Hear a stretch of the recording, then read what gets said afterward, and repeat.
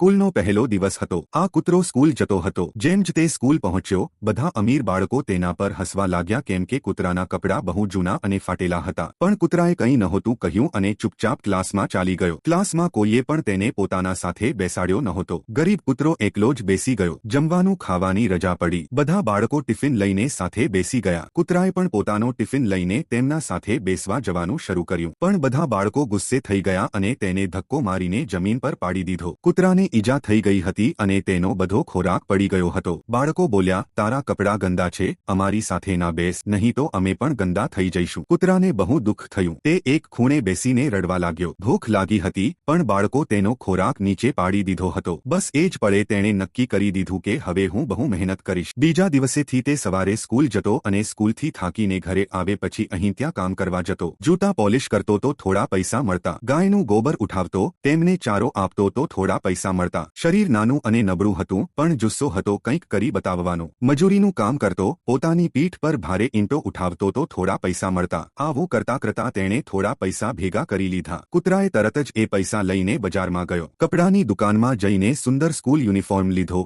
નવા જૂતા લીધા અને બેગ લીધી। આગલા દિવસે નવું પહેરીને ખુશખુશાલ સ્કૂલ ગયો। બધા બાળકો તેને જોઈને આશ્ચર્યમાં પડી ગયા। જે પહેલા તેને પોતાના સાથે બેસાડતા પણ ન હતા, એ જ બાળકો આજે તેની સાથે મિત્રતા કરવા લાગ્યા। મિત્રો, આ કૂતરાએ બધાને બતાવી દીધું કે જો મહેનત કરીએ તો બધું શક્ય છે।